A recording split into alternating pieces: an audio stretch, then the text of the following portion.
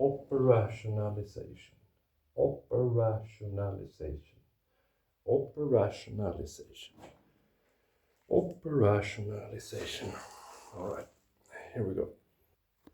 Hello, YouTube, and welcome back to Psychology Every Day. Today it is Motivation Monday, and today we're going to talk about operationalization. Fuck! Hello, YouTube, and welcome back to Psychology Every Day. Today it's Motivation Monday, and today we're going to talk about the importance of specifying things. I'm wearing my weight vest right now. It's 30 kilos, 66 pounds, because I have to train my core and my legs for the upcoming Strongman event. I would like to do these Motivation Monday while on my walk with the weight vest, but I cannot because then I am too out of breath. Anyway, this is a super duper mega important subject. And by the way, I do know how to say operationalization. It was a joke. This is a huge problem that I have realized and encountered after talking to people, when I got the opportunity last week to do sort of interviews with Jungian analysis and sort of a coaching session or whatever, just a chat or sort of a psychological talk. And a lot of people's problems come from this. And that is the lack of operationalizing your vision and what you want. And that is what we're going to go over today. Because this took me literally 20 years. I realized this for myself like 3 days ago. So it's huge, huge. And that is these words, success, happiness, interesting, they are what you in science would call latent factors, I think. At least we call it that in Swedish, latenta faktorer. And an example of this is intelligence. There is no actual way to measure intelligence. So what you do is that you measure the subgroups of intelligence. So you can measure how good someone's memory is, for instance. That is a measurable thing. Then it has been operationalized into, length of memory, or, how many digits can you repeat, stuff like that. It can be how good are you at pattern recognition? How many words do you know? Stuff like that, right? And the same is true with strength. There are various ways to measure strength, but they are all operationalized. So you can't ask someone, how strong are you? Oh, I am this strong. I am 8 out of 10 strong. Doesn't say anything. But you can say, oh, I can deadlift 700 pounds. And in that context, deadlift, that is very strong. Now, this person might not be able to overhead press more than 20 kilos. So then, the latent factor of strength would be severely diminished. When people talk about happiness, this is a very vague latent factor. And the people who most talk about happiness are the ones that are unhappy. Some people interpret this as focusing on happiness makes you unhappy. And that is true in a sense, because that means you are chasing something sort of vague and sort of counterproductive to itself, right? Because if I were to, if I want to be happier right now, I would take off this vest. I would, even though it's a Monday, I would go buy a bottle of vodka and I would spend the rest of the day chugging, drinks and playing video games. And in the end, of course, this would not make me happy. This would not be happiness. But it would be today. And this is not a sort of cognitive reframing of, oh, you got to delay gratification or anything like that. Work hard so you will be happy in the future. It's actually, that is even more problematic. The problem is that it is unspecified, which means that you don't even know what you're chasing, and you don't even know when you have reached happiness, which makes it literally impossible for you to be anything else than chasing happiness, which per definition means you are by your own standard unhappy, and you will be forever because you don't know what you're chasing. So even if you get it, you're screwed. But we're gonna fix it today. I already wrote down one. It's good for the thumbnail, Oh, fuck. Oh, never mind. Anyway, so you want to be successful. And again, what does that mean? Now, some of you may, if you think about it for a second or two, you can come up with a good answer. I want to be rich. Well, what is rich? Because some people feel rich despite not having much because they don't want much. Not wanting something is the same as having it, they say. But that is only true in the context of satisfaction. So you have to specify what you mean by rich, or else you're going to get richer and richer, but you're never going to know when you are rich, and you're going to keep chasing rich. The only way to sort of break this pattern is by either you chase it forever and you die, or you get so far that you sort of get bored of the pursuit. And that is even worse, because then you will be completely lost and you will feel as if though you have wasted your life. This was the problem for me when I won my national gold in bench press, something that I have had aimed for a long time and that I'm very happy about now. But back then it triggered the most brutal depression I had ever been able to imagine. Because at that point I knew that I would not be able to win a world championship gold in the classic bench press without the shirt. Because I had been stuck for so and so long, and there was just too big of a gap for the world championship medal. So this, pinnacle of my bench press career did not at all trigger happiness or the feeling that I was successful, but rather the complete opposite. Because as I realized that this was not the fulfillment of this success driven, vision, it made me feel like a complete fucking loser instead. Because I had, of course, dedicated all of my time and energy to this goal. It's not an easy thing to become so fucking good that I was.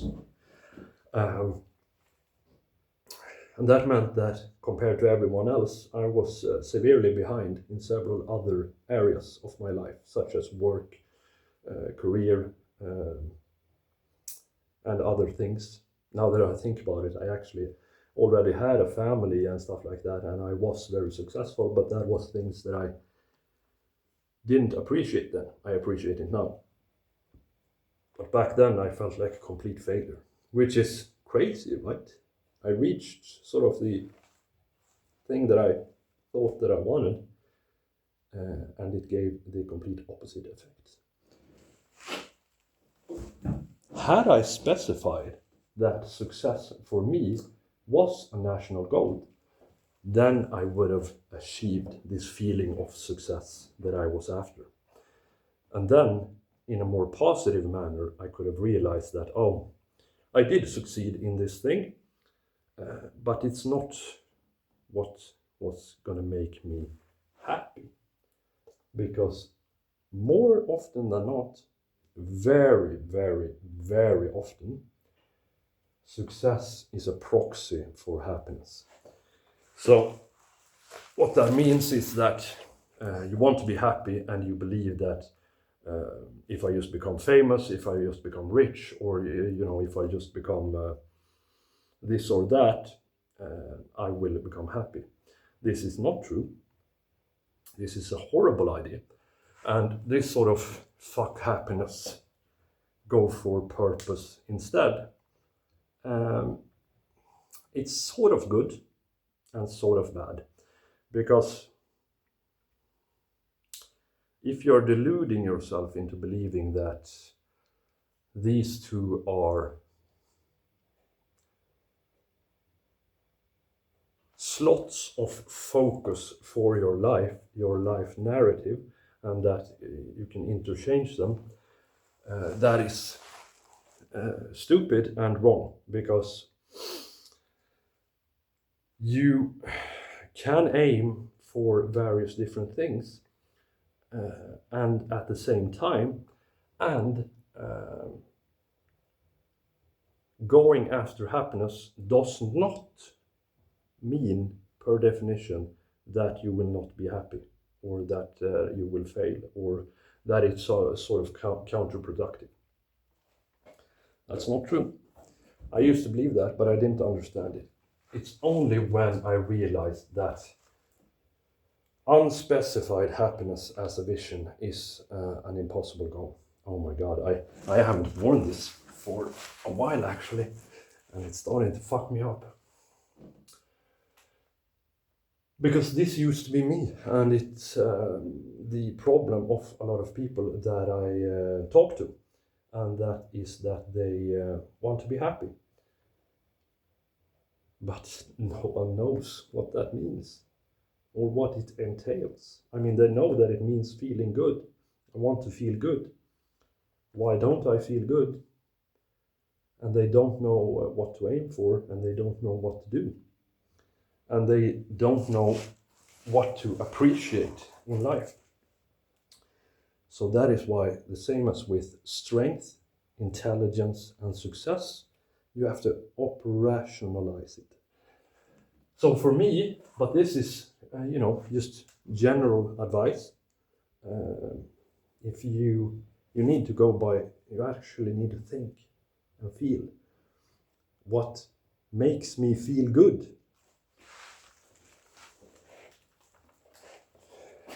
And like I said in a different video, usually for most adults, it's learning to have fun. Doing the things that you enjoyed as a teenager or a child. It's a great place to start, by the way.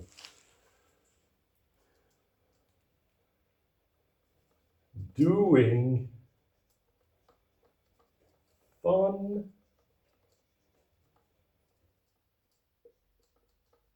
things.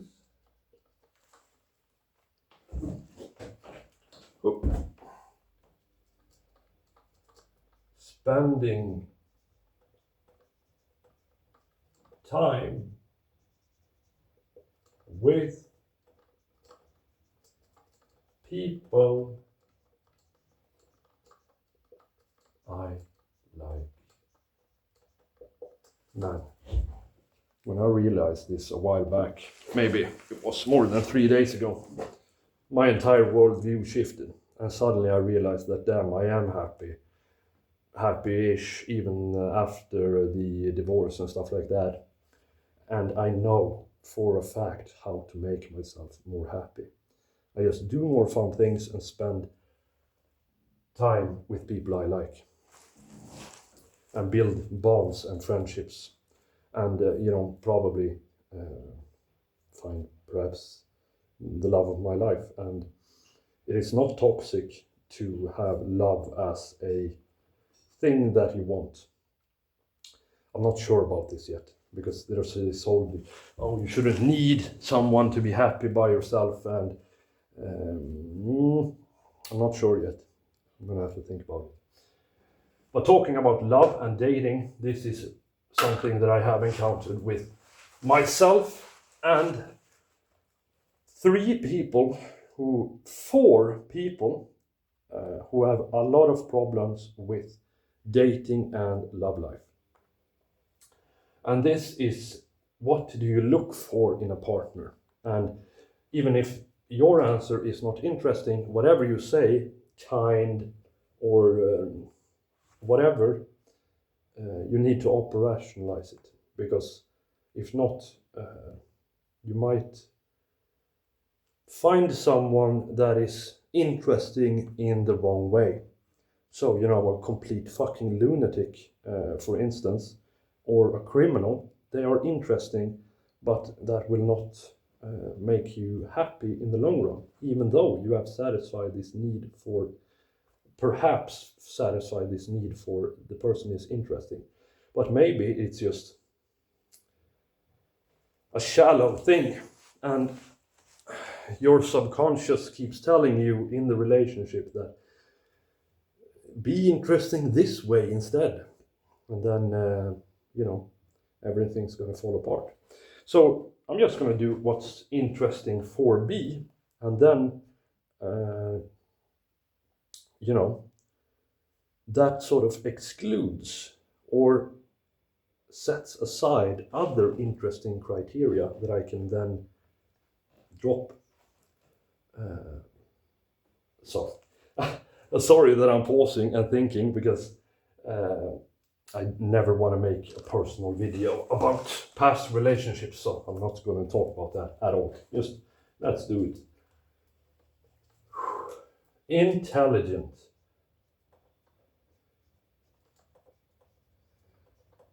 And I thought about the other one now that just before I made this video.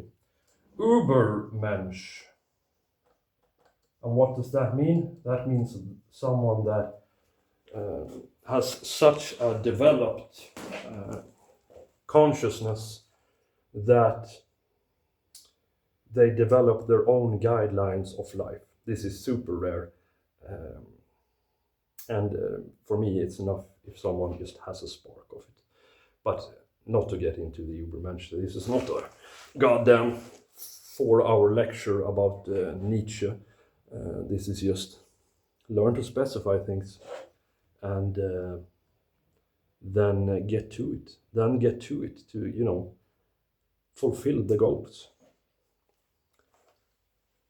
Becoming successful, vague, hard, difficult, perhaps impossible if you keep moving the goalpost.